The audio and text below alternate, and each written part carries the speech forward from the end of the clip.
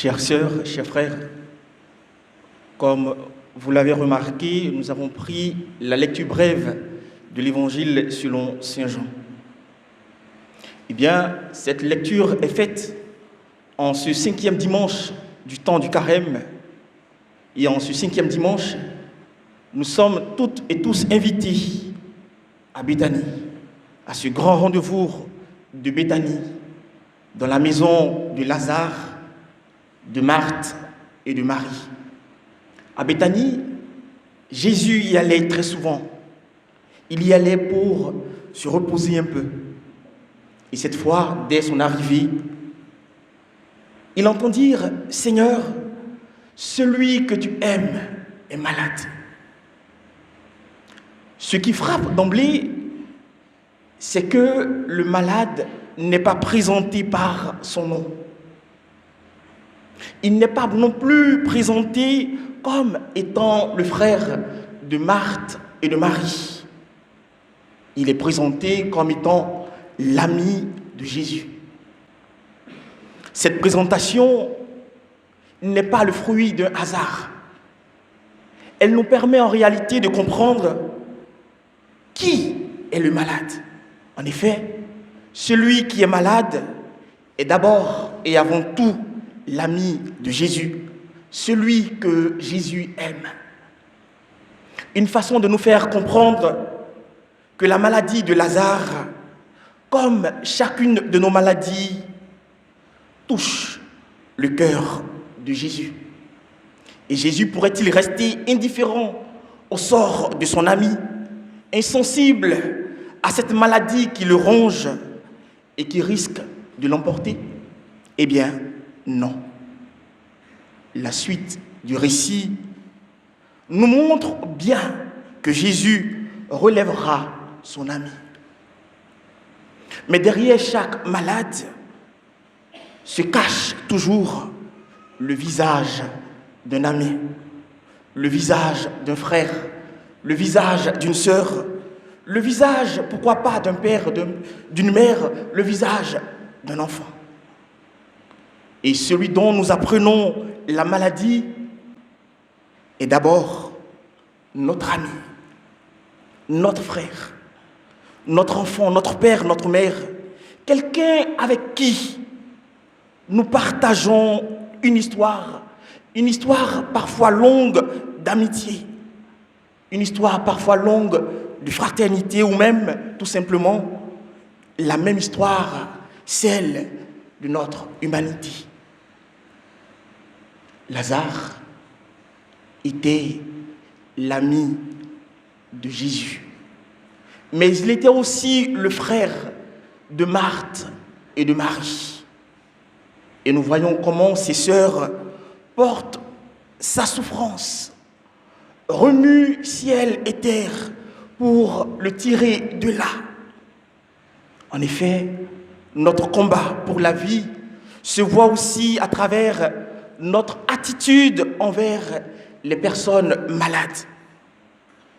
On ne peut pas aimer la vie et abandonner celles et ceux qui souffrent à leur triste sort. Celui que tu aimes est malade, disent-elles à Jésus. Nous sommes donc invités à regarder, à traiter, à accompagner le malade, d'abord comme un frère, d'abord comme une sœur, avec respect, dignité, délicatesse et amour. Quel genre de frères sommes-nous? Quel genre de sœurs sommes-nous pour nos malades? Quelle est notre attitude quand on nous annonce que notre ami est malade, que celui que nous aimons ou celle que nous aimons est malade?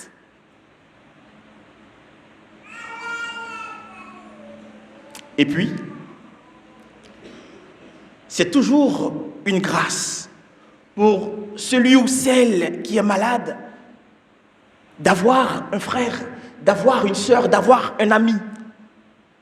Il y a donc lieu là de rendre grâce au Seigneur, pour tous les malades qui, comme Lazare, peuvent compter sur la présence d'un frère, d'une sœur, d'un ami, la présence d'un époux, d'une épouse, la présence d'une personne qui ne se décourage jamais, même devant la gravité de la maladie, devant ces personnes qui se battront toujours jusqu'à la dernière force et qui ne se laissent pas abattre par la maladie et même pas par la mort. Voilà des amis, voilà des frères, voilà des sœurs. Et si la maladie est toujours source de souffrance pour le malade, elle est souvent aussi, pour celles et ceux qui entourent le malade, une source jaillissante de compassion, de solidarité et de charité. Et c'est le message que semblent nous communiquer les sœurs de Lazare, mais aussi le message que semblent nous communiquer toutes ces personnes qui, dans nos communautés, dans nos familles, portent le poids de la maladie des autres, les assistent, les aident, les accompagnent et même les soignent. Malheureusement, trop de malades se retrouvent seuls dans leur maladie. Trop de malades autour de nous n'ont pas la grâce qu'a eue Lazare. Alors, confions au Seigneur tous ces malades qui se retrouvent seuls, abandonnés de tous, même de leurs frères, même de leurs parents, même de leurs amis. En outre, la maladie qui conduit à la mort, c'est aussi le péché. En ce sens, nous sommes tous et toutes comme Lazare, gravement malades. Et cette page d'évangile que nous venons d'entendre nous fait comprendre que derrière chaque pécheur se cache l'ami de Jésus, celui et celle que Jésus aime. Béthanie, où nous avons rendez-vous, c'est aussi la maison de l'hospitalité, où Lazare aimait recevoir son ami Jésus. Et quelle est belle cette hospitalité! Et comme il fait bon vivre entre l'attention de Lazare et l'écoute de Marie et le dynamisme de Marthe. Et si Jésus est vrai homme et vrai Dieu, n'oublions pas qu'il est aussi ce vrai homme. Et suffisant, il a appris et vécu dans toute sa personne ce qu'est l'amitié, ce qu'est les retrouvailles, ce qu'est la joie, ce qu'est la souffrance et même la compassion. Et dans cette maison de Béthanie, si hospitalière, Jésus a été accueilli avec bonheur. Lazare a pu cocher toutes les cases de l'amitié avec Dieu. Il a coché ces cases pour sortir libre d'aller dans la vraie vie. Marie a appris à devenir disciple du Seigneur, car assise à ses prières, elle inaugure l'heureux bouleversement où Jésus, en lui donnant la meilleure part, ouvre aux femmes croyantes la place de disciples, ce que l'on n'accordait pas, et jusque-là l'on n'accordait qu'aux hommes et à eux seuls. Quant à Marthe elle-même, qui croyait que la place de la femme était dans la cuisine avec les casseroles, va bondir au-devant de Jésus à la mort de Lazare pour déclarer la foi des prophètes et des martyrs d'Israël. Et écoutons Marthe qui dit « Je sais qu'il ressuscitera le dernier jour ». C'est dire qu'à Béthanie, la parole de Dieu est pleinement en acte. Et Jésus, après une prière pathétique à son Père, frémit de tout son être et s'écria d'une voix forte « Lazare, viens dehors !» Et nous dit l'évangile et le mort sortit. Et Jésus ajouta, déliez-le, laissez-le aller. Par cet appel à la vraie vie, adressé à son ami Lazare, Jésus s'affirme comme le maître de la vie. Il s'affirme comme ce Messie qu'attendaient les prophètes et tout Israël. Ainsi montre-t-il qu'il n'est pas simplement venu pour tourner la page des temps anciens et nous ouvrir de rebondir pour un nouveau départ, mais que Dieu s'est fait homme pour nous donner la vie avec grand V, pour nous partager sa vie divine. Eh bien, frères et sœurs, l'annonce de cette page, cette bonne nouvelle passe par la résurrection de Lazare.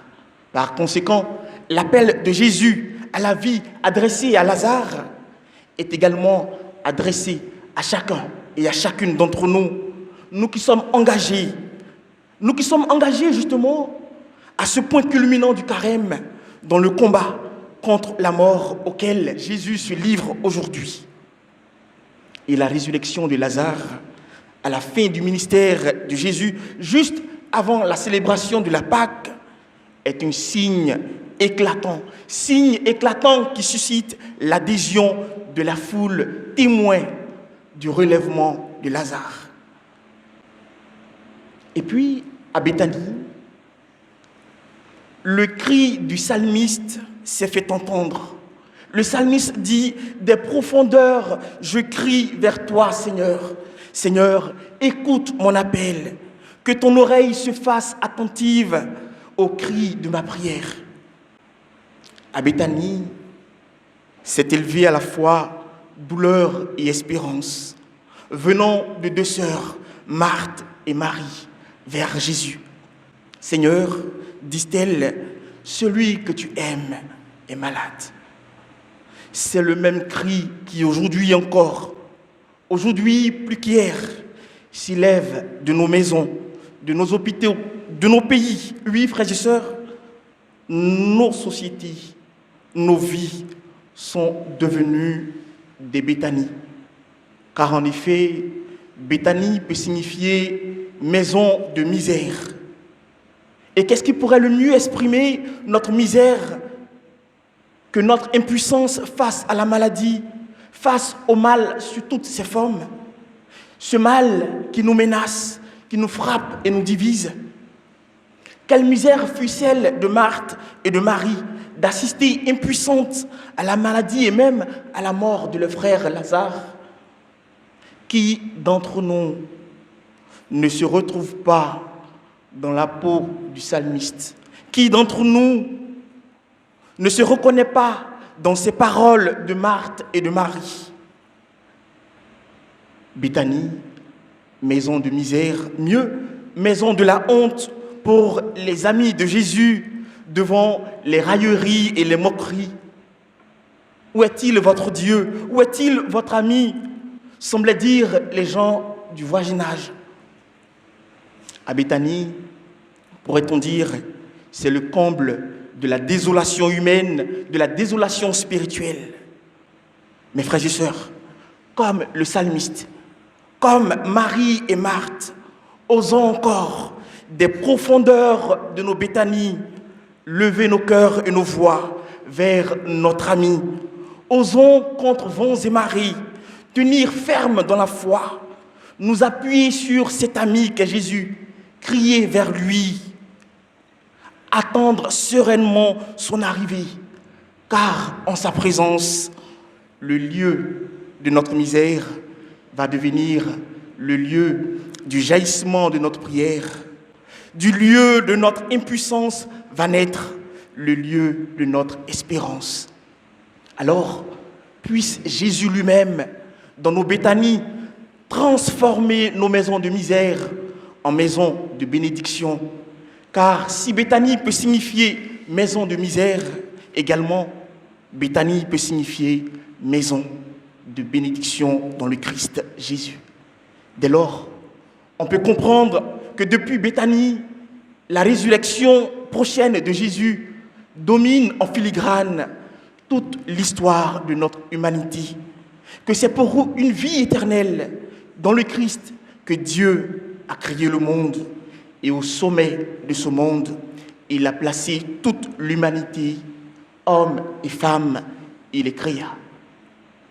Et finalement, à Béthanie, beaucoup de Juifs crurent en Jésus, parce qu'ils comprirent que chaque ami de Jésus peut vivre, et même vivre à jamais avec Dieu.